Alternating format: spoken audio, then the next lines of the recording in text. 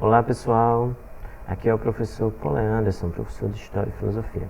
Bom, neste momento nós vamos rever um assunto, o período joanino, né? Antes de entrar neste assunto, nós temos que entender o que estava ocorrendo na Europa. Na Europa, neste período, nós temos aí vários conflitos que estão ocorrendo entre Napoleão e várias outras nações. Outras nações. Bom, Napoleão estava conquistando vários territórios, porém uma nação estava conseguindo resistir às suas tentativas de invasão, que era a Inglaterra, que era uma grande potência marítima. Napoleão então resolve criar uma nova estratégia, o bloqueio continental. E o que era o bloqueio continental? Era uma estratégia que proibia qualquer país de comercializar com a Inglaterra, com o propósito de enfraquecer ela, tá certo? De enfraquecer a Inglaterra. Portugal sofreu essas pressões de Napoleão, porém continuou comercializando com a Inglaterra, continuou mantendo essas relações comerciais. Quando Napoleão descobre que Portugal desobedeceu às suas ordens, ele então decide invadir os territórios portugueses. Quando a família real portuguesa descobre que vai ocorrer esta invasão, ela decide então fugir para a sua colônia, nesse caso o Brasil. É aí onde nós começamos a entender o período joanino. A família real portuguesa decidiu então fugir para o Brasil da ameaça de Napoleão. Vamos entender esses fatos em alguns pontos, como vocês estão vendo aí no slide. Primeiro, ocorre o bloqueio continental. Logo depois, a desobediência de Dom João, a invasão de Portugal pelas tropas de Napoleão e a vinda da família real portuguesa, que vai ter a proteção da Inglaterra para conseguir efetivar esta fuga. Ou seja, a Inglaterra protege a família real portuguesa nesta fuga. Desculpa. Com esta fuga, a família real portuguesa chega ao Brasil. Então, há um deslocamento do eixo econômico do Império Português para o Brasil. Há uma interiorização da metrópole. E ocorrem, então, essas alianças de Dom João com as cortes, Dom João e sua corte com as elites de São Paulo e Rio de Janeiro, seja através de casamento, atividades comerciais ou concessão de cargos públicos, levando um enraizamento da corte portuguesa no Brasil. Ocorre também a abertura dos portos às nações amigas e o fim da relação comercial exclusiva entre Brasil e Portugal. Nós temos aí a questão do pacto colonial, né, que dizia que a colônia só poderia comercializar com a metrópole. Brasil, colônia, metrópole, Portugal. Com a vinda e a chegada da família real portuguesa em 22 de janeiro de 1808, na Bahia, né, no Brasil, especificamente na Bahia, algumas mudanças ocorrem. Com a abertura dos portos às nações amigas, há também em 1810 a assinatura do Tratado de Comércio e Navegação com a Inglaterra. Em troca da proteção da Inglaterra, né, na fuga da família real portuguesa, essa proteção da Inglaterra vai fazer com que haja um acordo entre Dom João e os ingleses. Esse acordo vai favorecer a Inglaterra com vantagens comerciais, onde a Inglaterra só pagaria 15% de imposto sobre suas mercadorias, né, aqui no Brasil. O Brasil então foi inundado com essas mercadorias, ok? Dom João também vai autorizar a criação de indústrias, porém o Tratado de 1810 tornou muito pesadas as dificuldades para que se fosse realizada essas ações, pela falta de capital e também pela concorrência com os produtos ingleses. Os produtos brasileiros não tinham condições de concorrer com os produtos ingleses. Bom, pessoal, vocês estão vendo que nós estamos fazendo aí um resumo, né? Então, qualquer dúvida que fique em referência a esse assunto, em relação, né, a esse assunto, vocês podem tirar esta dúvida comigo lá na videoconferência.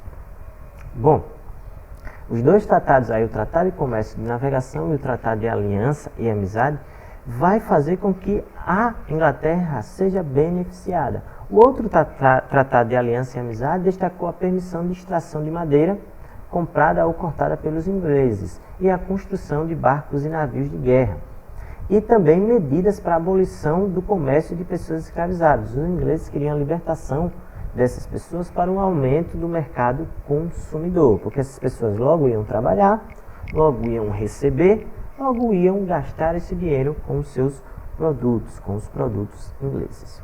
Bom, a administração joanina também vai fazer mudanças não só na economia, né, não só no comércio, mas também mudanças da estrutura, da organização física do Brasil. Não com o intuito de contribuir com os brasileiros, mas para dar uma vida melhor, né, para a família real portuguesa e a corte que tinham chegado ao Brasil. Essas mudanças tinham o propósito de proporcionar uma melhor condição de vida, né? Por exemplo, eles abriram vias públicas, alargaram ruas, né? O melhoramento dos centros urbanos. Também foi criada a imprensa régia, o Banco do Brasil, que nós conhecemos até hoje, foi o primeiro banco brasileiro. Foi criado também o Jardim Botânico, Real Horto, que é o atual Jardim Botânico, a Academia Militar e o Real Teatro de São João. Em 1815, a gente deve dar um destaque, porque Dom João elevou o Brasil a Reino Unido de Portugal, Reino Unido a Portugal, tá certo? Em 1816 foi criada também a Academia Imperial de Belas Artes e o Museu Real, o Museu Nacional da Universidade Federal do Rio de Janeiro. Após a morte de Dona Maria I, Dom João se torna Dom João VI e ganha o seu título. Bom, ocorre também no Brasil, neste período, em 1817, a Revolução Pernambucana. Não vamos entrar aqui nos detalhes, nós já vimos esse assunto. E aí eu lembro a vocês daquele esquemazinho que eu já mostrei para vocês, para que vocês consigam resumir alguns assuntos que possam ser longos demais. E qual é esse esquema? É aquelas 4 perguntas. Quais os motivos? Quem participou? O que eles queriam? E quais foram as consequências? Pode ser aplicado em revoluções, em revoltas e guerras, tá certo?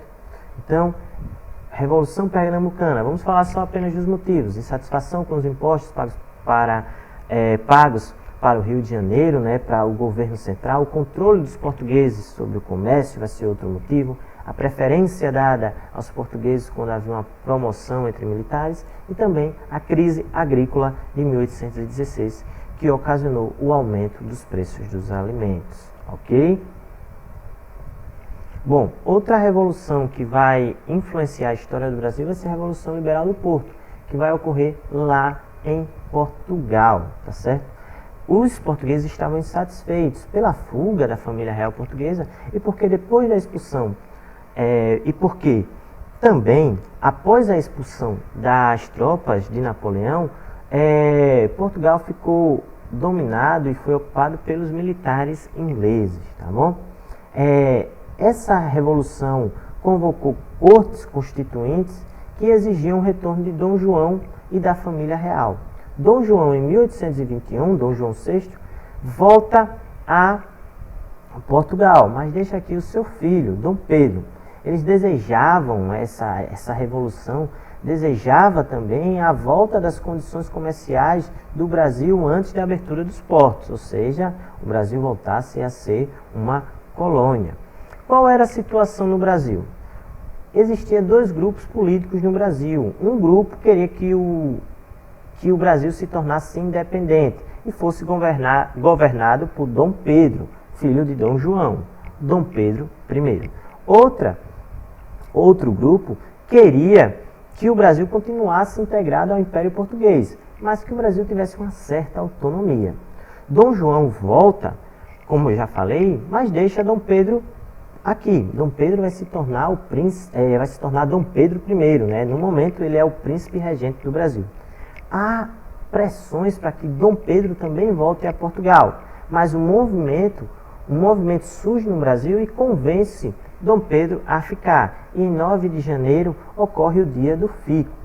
Também Dom Pedro coloca em prática um decreto. Esse decreto é o decreto do Cumpra-se, onde qualquer ordem vinda de Portugal só teria validade se ele permitisse. Em 7 de setembro de 1822, ocorre então o Grito do Ipiranga e o Brasil se torna independente. Claro que vocês sabem que o Brasil só vai tornar-se independente de fato alguns anos depois, né, com o pagamento aí de uma dívida, não uma dívida, né, mas o pagamento de uma quantidade de dinheiro a Portugal. Esse dinheiro, Dom Pedro I, essa quantidade, 2 milhões de libras esterlinas, para ser específico, vai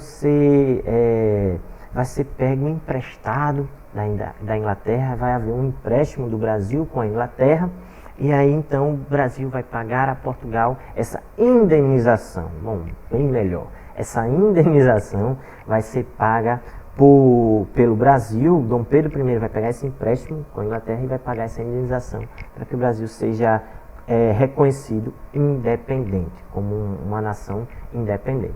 A emancipação política do Brasil, e aqui a gente vale um destaque, né? A emancipação política do Brasil foi liderada pelas elites do Centro-Sul, São Paulo, Rio de Janeiro e Minas Gerais. Elas estavam interessadas em manter a liberdade de comércio, né, uma liberdade econômica, mas também ampliar a autonomia administrativa, porém preservar os privilégios. Isto ajuda a gente a compreender que o projeto de independência ele vai ser um projeto que mantinha a monarquia e mantinha também a escravidão e as restrições ao exercício da cidadania. Lembrando que nesse período nós estamos vivendo o período da escravidão.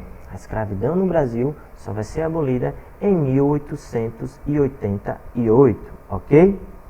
Bom, pessoal, a gente chega ao fim desse assunto. Qualquer dúvida vocês podem tirar lá na nossa videoconferência.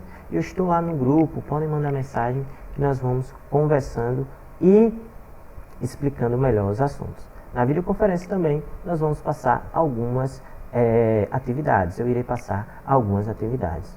Ok, pessoal? Tchau, tchau e um abraço para vocês.